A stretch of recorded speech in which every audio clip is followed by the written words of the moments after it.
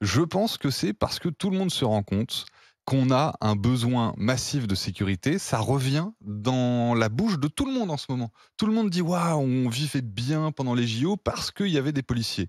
Alors oui, on a besoin de policiers. En revanche, la police de proximité de Fabien Roussel, à mon avis, c'est pas tout à fait la police qu'on espère. À mon avis, c'est précisément la police qui joue au foot avec les jeunes, comme le décrivait Nicolas Sarkozy. Moi, j'espère une police ferme. Un policier, c'est pas là pour indiquer la direction aux touristes. C'était mignon durant les JO, mais le policier, il est là pour arrêter les méchants, pour faire usage de son arme s'il y en a besoin, etc. Donc je dis banco à Fabien Roussel, mettons plus de policiers, mais pas de vision angélique. Un policier, c'est là pour réprimer toutes les atteintes aux droits, pour poursuivre les délinquants, et donc banco, plus de policiers, mais donnons à nos policiers des consignes de fermeté et soutenons-les quand ils agissent avec fermeté. J'aimerais bien qu'on retrouve les déclarations de Fabien Roussel quand un policier arrête un délinquant sans permis, par exemple Naël. Tu te méprends Je sur suis Roussel. persuadé qu'il les a pas Tu te soutenus. méprends sur Roussel. Roussel, c'est quand même le mec, le communiste, qui a manifesté à côté de l'extrême droite et des policiers, et donc à côté de Jean Messia, à qui il était à côté, quand les policiers avaient manifesté pas loin de l'Assemblée nationale.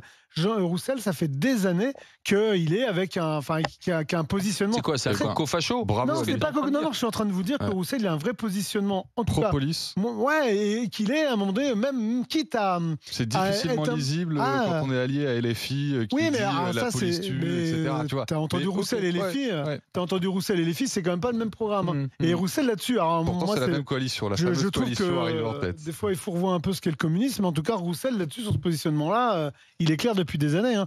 Et puis sur ce coup-là, il a raison en fait. Il a raison parce que ça fait des années qu'on en parle, que tous ceux qui ont vécu dans des quartiers réclament d'une police de proximité. D'ailleurs, on va en parler à 11h20, mais ce qui se passe pour Pisevin, c'est de remettre un commissariat dans une cité. Et c'est aussi ça la police de Oui, proximité. mais alors, toi, quelle est ta définition de la police de proximité Mais alors? pour moi, la police de proximité, ce sont ces commissariats, ces antennes de police qui étaient à l'époque dans des quartiers où tu avais une présence policière, pas légère, mais une présence policière dans le quartier, et que quand tu avais un truc dans ton quartier, tu allais voir ce commissariat ou ce poste de police. Moi, j'habitais dans un quartier où il y avait ça. Du jour au lendemain, grâce à Sarkozy, ça a été sauté. Et donc après, tu as le commissariat central. Et commissariat central, tu dis, écoute, j'ai autre chose à faire, ton vol d'autoradio, de machin, ta nuisance de ton voisin, je m'en tape. Sauf que à l'époque, quand tu avais un commissariat et des policiers, des îlotiers, ça s'appelait, qui traînaient dans le quartier, qui faisaient leur tournée, qui regardaient, et donc avec une vraie présence, comme tu vois dans la plupart des pays d'Europe, tu avais une espèce de rapprochement entre la population et la police, c'était pas ton ennemi. La police, c'était ceux qui étaient à côté de toi, que tu allais voir quand il y avait un problème. Et puis, aussi, la peur du gendarme. Hein. C'est-à-dire que quand elle était à côté de toi, tu avais quand même ce côté un peu à faire attention, et tu avais des quartiers qui n'étaient pas abandonnés. Aujourd'hui, le vrai sujet de certains quartiers, ils sont abandonnés au trafic de drogue ou à d'autres personnes encore moins fréquentables. Donc à un moment donné, moi je te dis, oui, ça fait des années qu'on la réclame tous. Et moi, tu m'as entendu à chaque fois t'en parler parce que moi qui habitais dans des quartiers, ouais, la police de proximité, et cette police de proximité, c'est pas celle qui va jouer au foot. Hein. Ça, c'était des éducateurs et des mecs de la police qui étaient là. Sarkozy, il avait pris un truc, un événement en épingle, il t'avait fait un truc, et après derrière, il avait dit, je supprime tout. Ouais. C'était son idée à l'époque aussi de supprimer 500 000 fonctionnaires. Lui, il avait tapé dans la police. Ancien ministre de l'Intérieur, on n'a jamais compris pourquoi en fait. Hein. Joël Dagosseri. Non, je partage 100% de ce que vient de dire Bruno. Et la proposition de Fabien Roussel, je pense que Sarkozy avait caricaturé la ça, c'est police de clair. proximité pour pouvoir faire de la suppression. Mais on a besoin, en fait, de voir des policiers. On a besoin de sortir de la doctrine d'une police d'intervention qui arrive comme shérif, fais-moi peur, oh les mains sur le capot, etc. Non.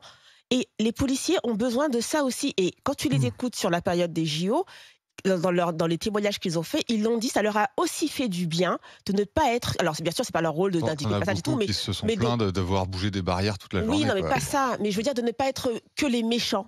Tu vois, et de ne pas être que dans l'intervention. Le fait d'avoir une police de proximité, ça veut dire qu'on a aussi une sorte de prévention. Le fait de voir des gens circuler, C'est clair. de la présence, le fait que tu puisses, ne serait-ce que des fois, moi je me rappelle quand j'étais plus jeune, tu pouvais héler entre guillemets un policier dans la rue Il lui très demandait un rapidement. renseignement. Ouais, Ouais. très rapidement, et même lui dire, monsieur, il y a un problème là, j'ai vu tel et tout. Parce qu'en fait, c'était facile, t'envoyais quasiment tout le temps. C'était pas comme si je dois me rendre au commissariat, je dois prendre des RTT pour aller au commissariat qui est à 10 km, m'asseoir, attendre 3 heures pour porter ma plainte et tout. C'était pas ça.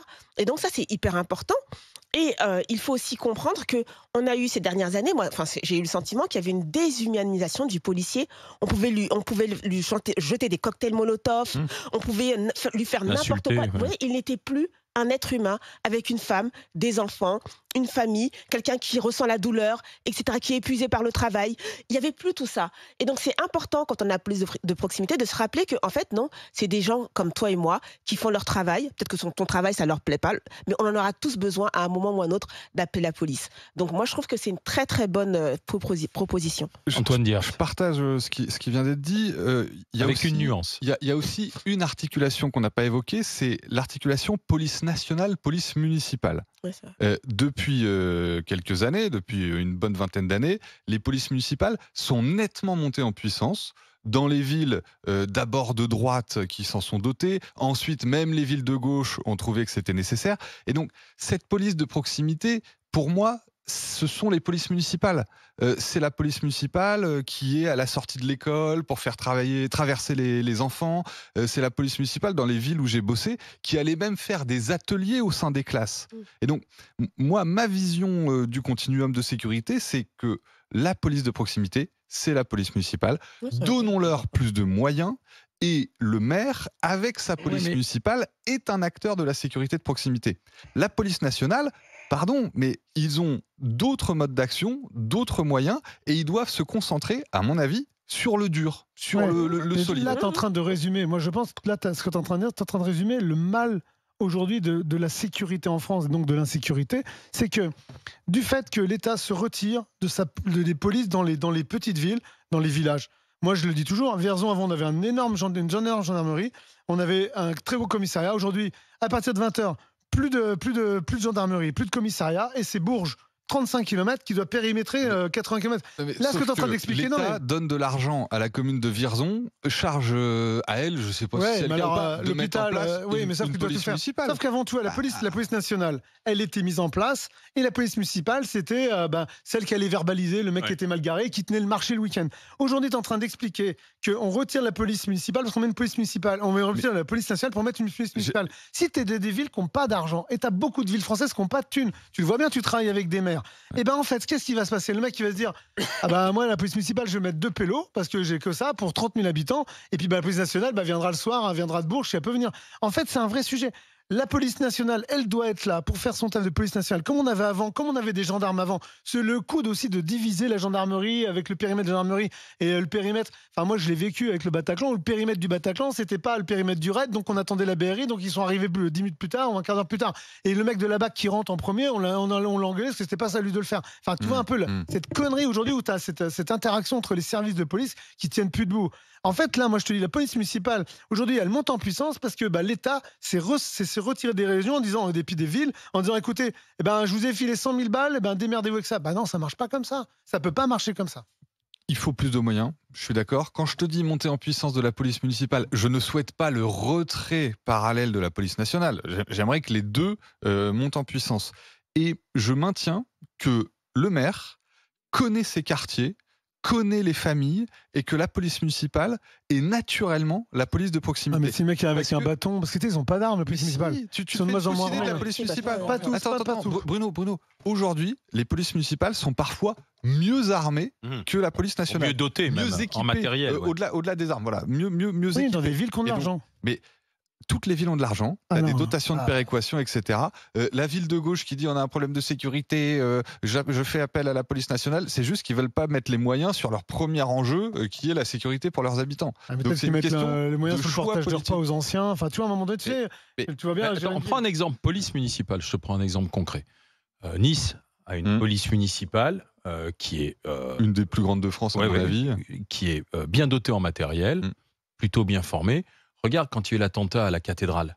Qui est intervenu, qui a neutralisé l'assaillant? Les premiers qui étaient sur le terrain, c'était les policiers municipaux. Ouais. Alors, heureusement qu'ils sont bien formés dans ces cas-là. Ils sont entrés dans la cathédrale, ils ont ouvert le feu et ils ont tué le terroriste. Tu parles de la 5e, 6e ville de France. Je suis d'accord avec toi. Cette police municipale, tu ne pourras pas l'avoir à Vierzon.